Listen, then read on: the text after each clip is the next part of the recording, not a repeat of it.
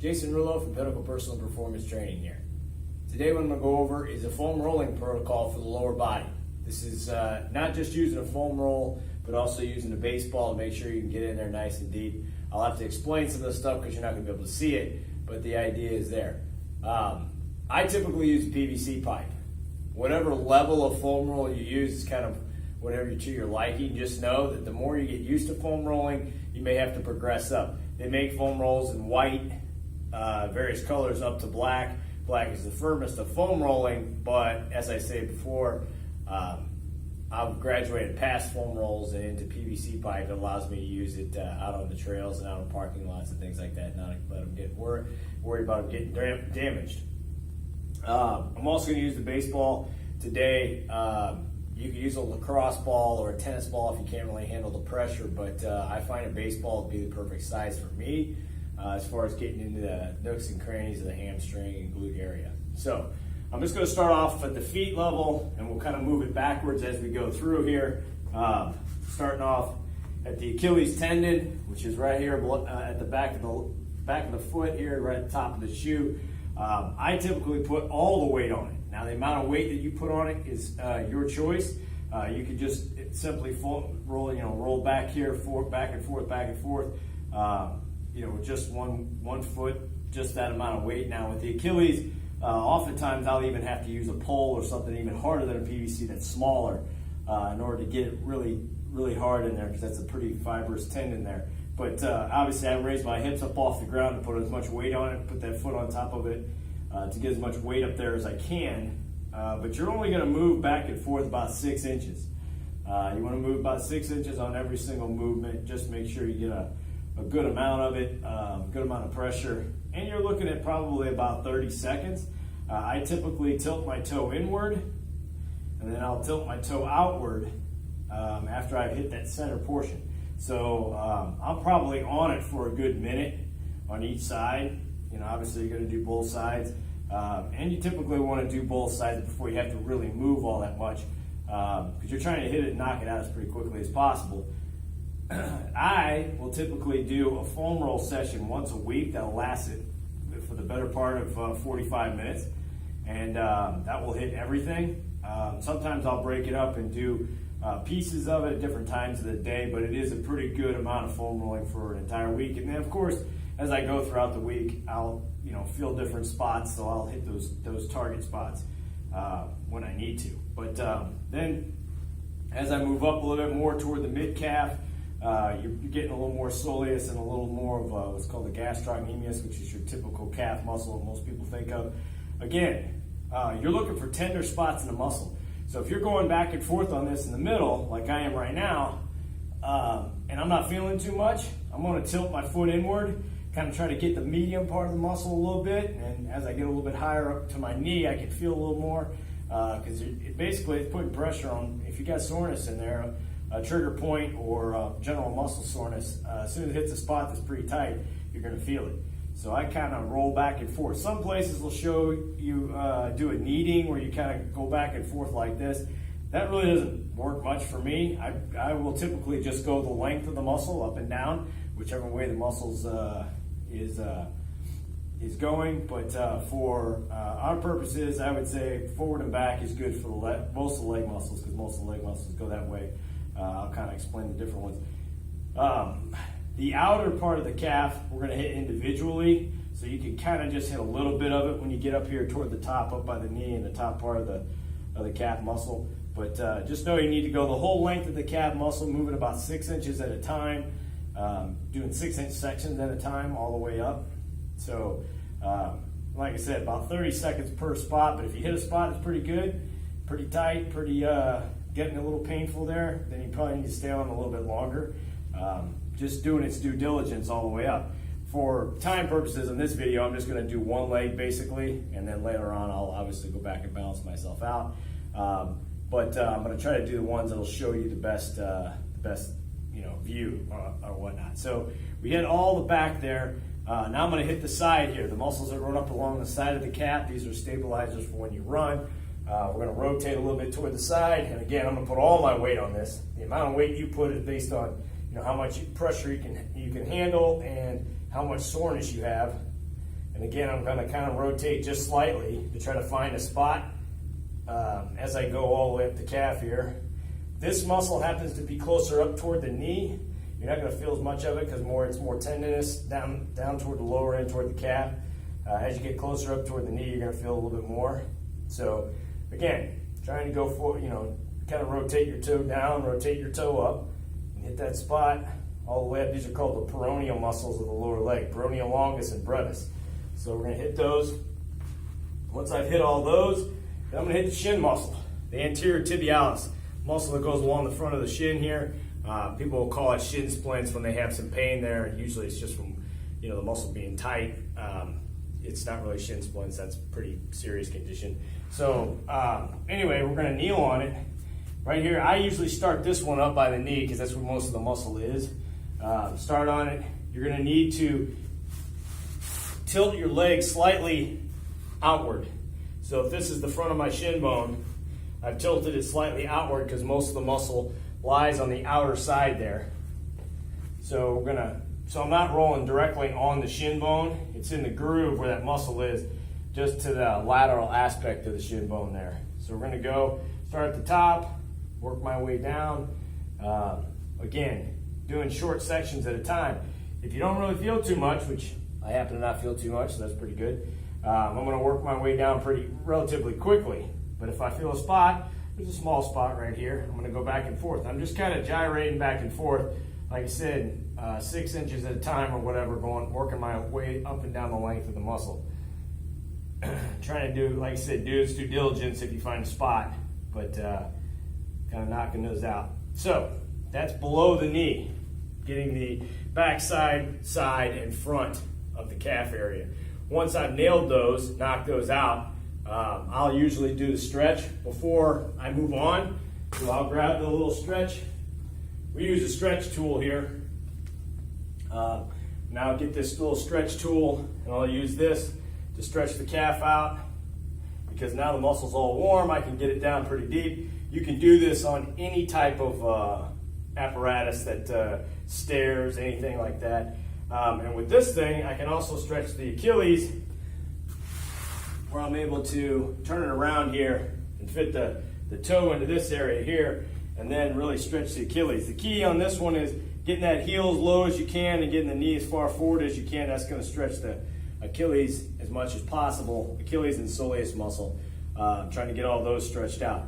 The purpose for stretching them after you foam roll, if you try to stretch a muscle that's got trigger points in it or is tight from soreness or whatnot, those tight trigger points are not going to stretch the way you want them to. So if the muscle's all bound up, when you go to stretch, it's just like tying a rope in a knot. When you stretch the rope that's tied in a knot, the knot part, the part inside the knot, is not going to get all that stretched.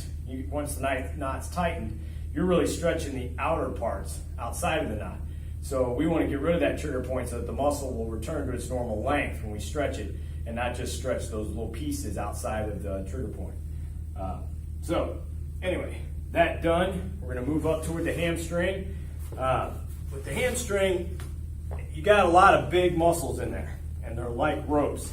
So I'm going to show you quickly how to do them on the foam roll here, but really I'm a big proponent of using the baseball or lacrosse ball in the hamstring muscle in order to hit the whole thing the way it really needs to. Because really, only up here by the ischial tuberosity, your butt bone that sticks out right here, when you get this up in that groove, this big foam roll, you're going to feel it there because you got a lot of attachments and not a whole lot of space for the muscle to go. You can kind of pin it up against the bone. But you're going to feel a little bit up there, especially if you've got it's called proximal hamstring tendonitis. Basically the tendons up there where they hook onto the butt bone, they get a little, from the muscle being tight, they get a little irritated. So you may feel it up there, but I'm going to sit on it and I'm going to roll it around a little bit and get it kind of loose, see if I can find any trigger points as I go. Like I said, leaning inward, trying to get the kind of inward part of the muscle, maybe involving a little bit of the groin muscles there, and working my way back, looking for any trigger points. But because this is such an overall muscle rolling, not anything really intricate. If you have a rumble roller, you can get in there a little bit deeper, but for my purposes, this thing is basically useless. especially the foam roll. So I don't really spend too much time on this. This is just if I'm trying to get a quick warm up or something before a workout, I might involve it. Otherwise, I'm gonna move that thing out of the way for now. And I'm gonna grab my trusty baseball here. Now, the baseball, again, I'm gonna start off by the butt bone. It's gonna be hard for you to see. You can't see anything. I'm just gonna tell you what I'm doing. So basically, I've got the baseball in here right below where my butt bone is, the ischial tuberosity, and I'm gonna try and find one of the muscle attachments, what's called the origin there. I'm gonna try to find one of those and roll on it just a little bit. Usually what I'll do is I'll go the entire length of that muscle. So I will not move, because as you move lateral to medial, you'll start switching hamstring muscles. There's two major ones in there, and then you get some of the other groin muscles hooked in on the inside. Actually, there's three hamstring muscles, but two major origins up there. So the idea is that I'm going to work my way all the way down the hamstring, all the way down the biceps femoris here on the outside, down to where it hooks in. If you have any big knots or scar tissue in there from the time you pulled a hamstring back in the day, you're going to feel it, especially with these. So I feel a knot right here.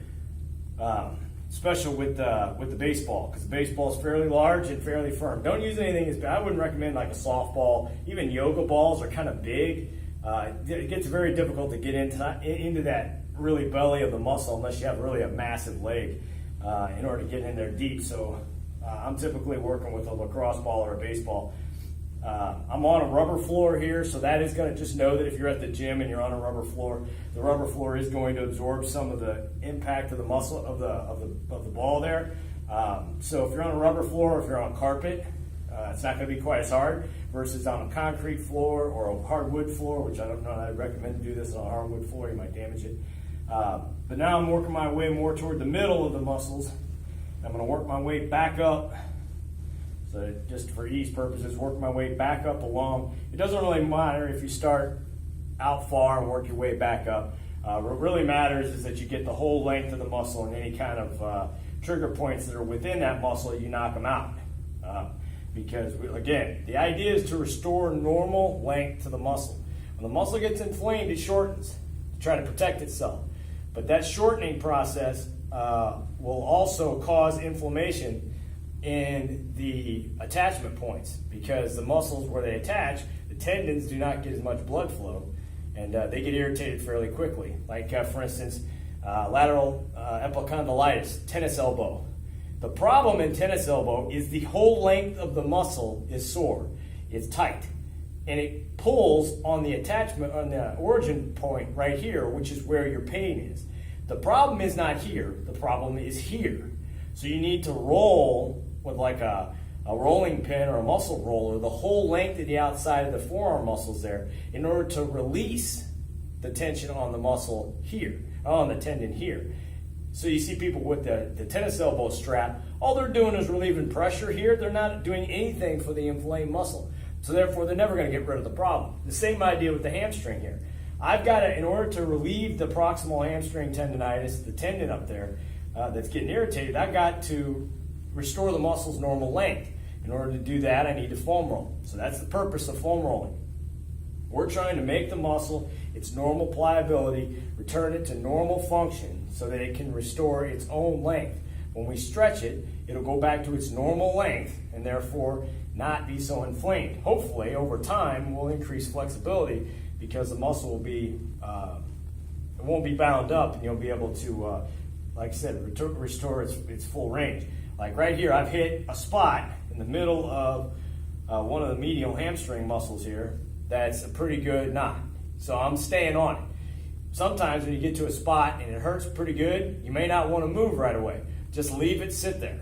Leave it sit there. Let the muscle kind of relax. You'll feel it relax. As it starts to relax, you'll the ball kind of sink in, or the foam roll will kind of sink in, and you'll have a decrease in the pain. And once that happens, then you can go ahead and knead back and forth again. So don't forget to do that. If you've got a spot that's especially tender, just stop on it for a little bit. Count to 15, 20 seconds and kind of knead that spot out there. And then, after it feels like you've got it good and warmed up, then you can move on. There's no hard and fast rule, only 30 seconds, only a minute, only 10 seconds, that type of stuff. it's whatever you're doing your due diligence on this thing. If you got a certain amount of time and you're limited on your time today, doing something with the foam roll is better than, you know, doing nothing. So don't just say, oh, I don't have time to get the ball in there and get all that stuff, so I'm just gonna skip it. That's not beneficial. It's more beneficial to do something rather than nothing, just like a workout. But anyway, as I work my way more medial here, I'll start running into probably some of where my groin muscles will attach and that type of stuff. I can't get all the way in there in this side motion right here, on this just turning my toe inward here. So it's very difficult to get those muscles. I'm going to show you one quick way to do that later, but you're going to need some special apparatus for that. So in addition, know that as you do this, the mere pain that you're causing in the muscle and the work that you're doing will probably cause you to sweat a little bit. That's completely normal. The body, anytime the body senses pain when you're stretching or doing any of that stuff, it tends to heat you up a little bit. You might start sweating.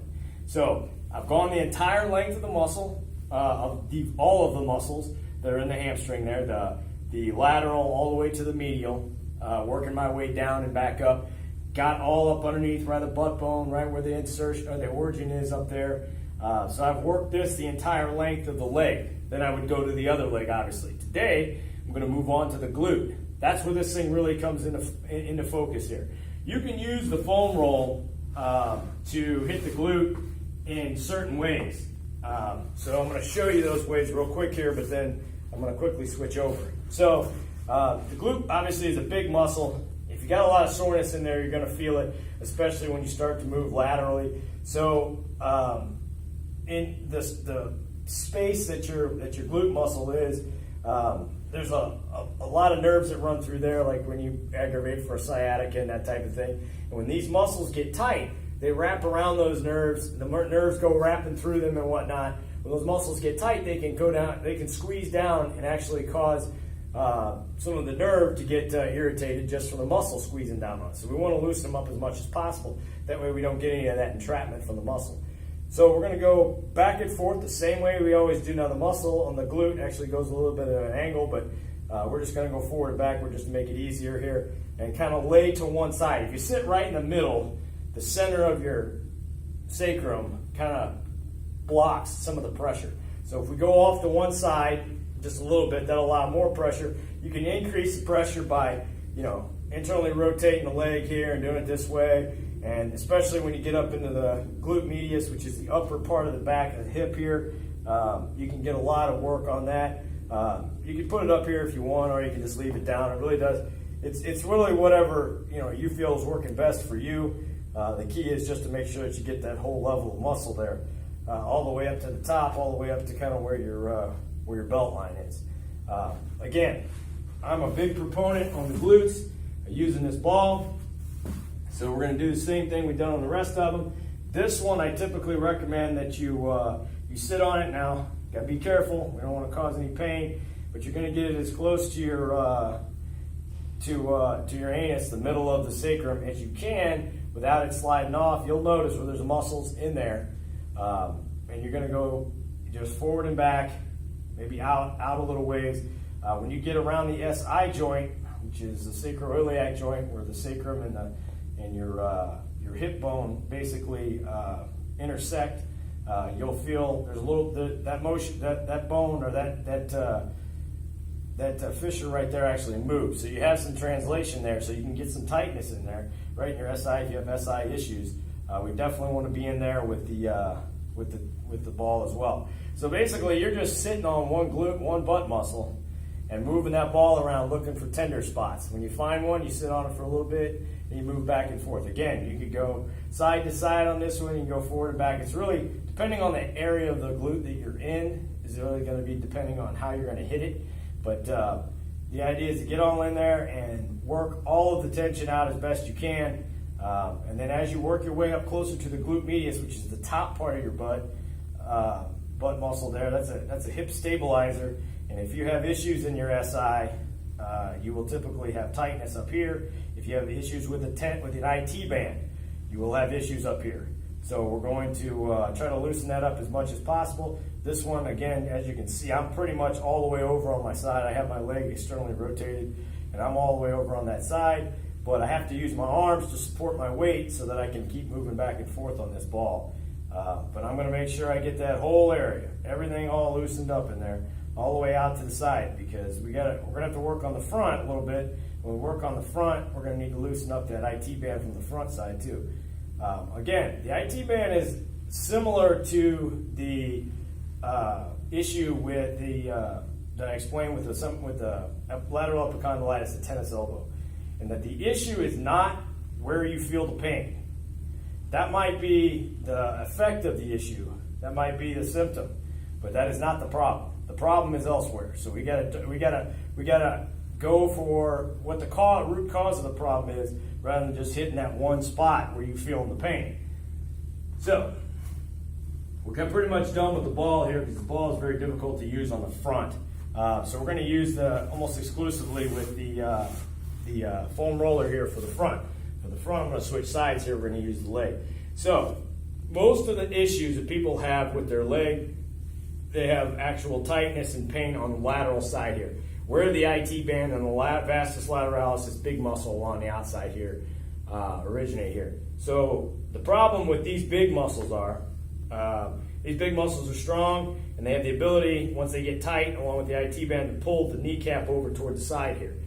That causes problems with the teardrop muscle here in the middle, called vastus medialis or VMO syndrome, by pulling this kneecap over. But typically people have pain running in their knees, actually, not on the side, but in their knees.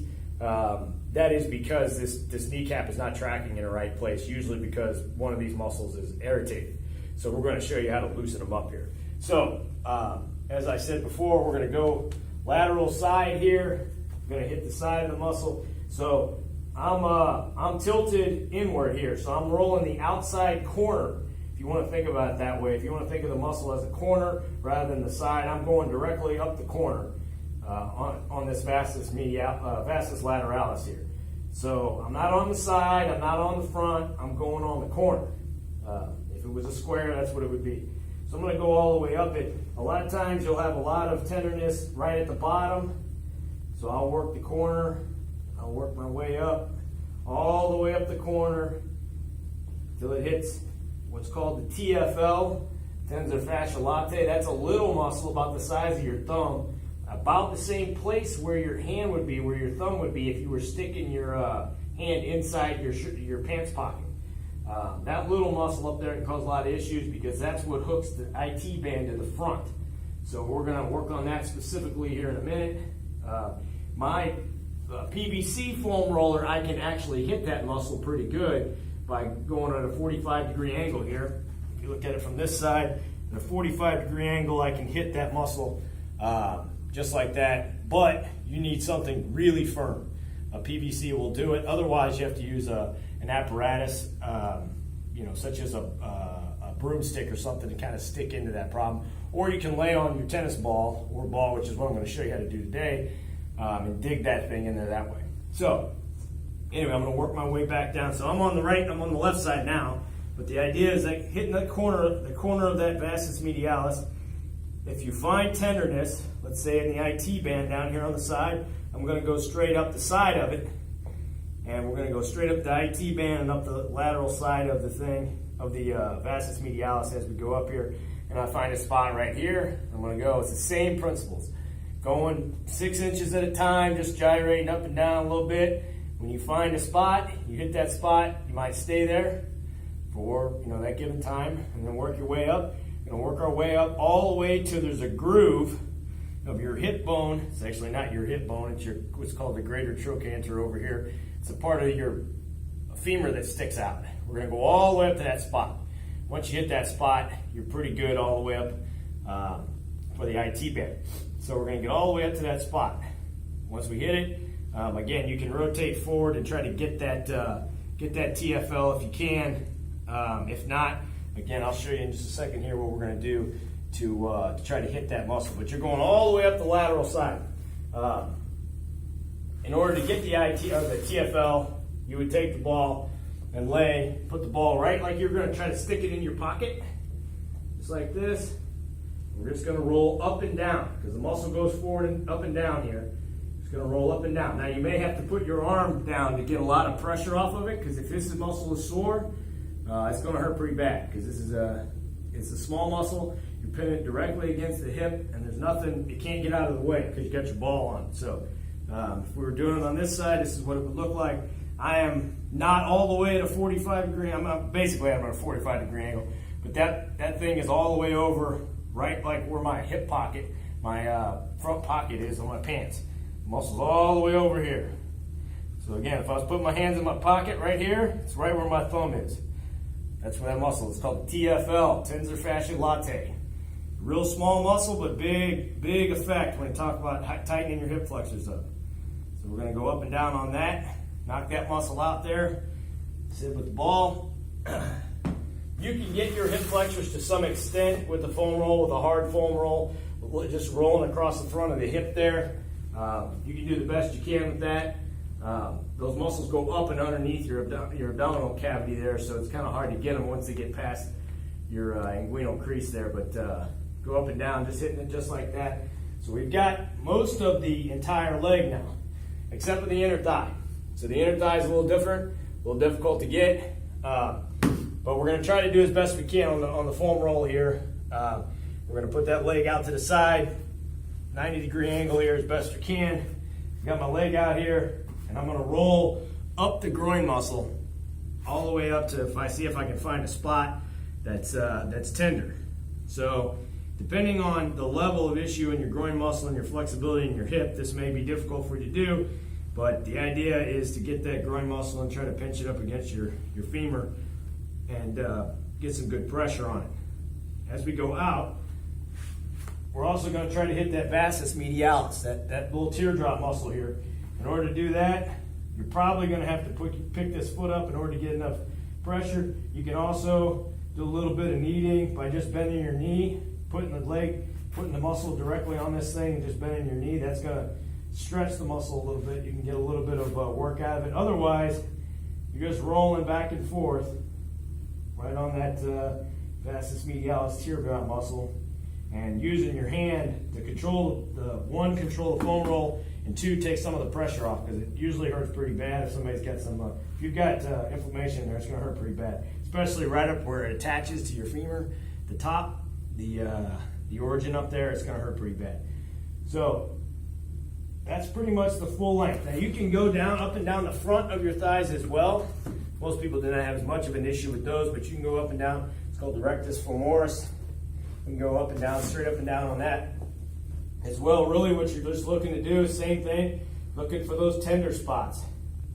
Looking to find those things. If you find one, just sit on it for a little bit. If you angle to one side a little bit, put more weight on one leg than the other, which is what I always have to do.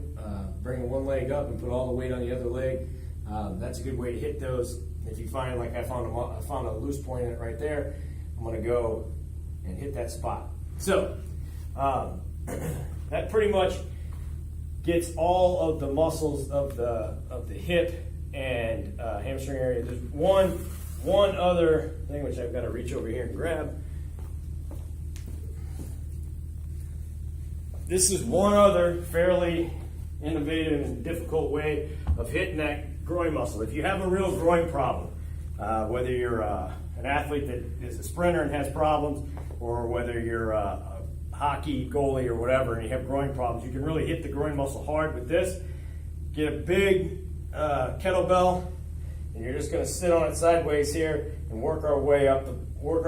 Now this is, if you have other issues, specific muscles, something as hard as this is fairly painful, but at the same time, if you need to really get in there and dig on that muscle specifically, this is going to do it for you. Whereas the other means may not be able to get in there for you. So that's pretty much the entire leg. We did the back of the leg, the front of the leg, that lateral thigh, medial thigh, hamstring, hip, glute, everything. Hopefully that'll do it for you. If you have problems with your feet, you can always use a golf ball on the bottom of your feet. Do it using the same principles. If you find a spot, you do that. And then once you finish all of your leg, you want to do your normal stretching routine. The Pinnacle stretch routine, which you received and that you learned when you first started, is the one to do. After you can do the stretches after you finish the entire roll session, or you can do them, as you pass through each muscle group. But just make sure that you're stretching after each one of them. Return those muscles back to normal function. Good luck.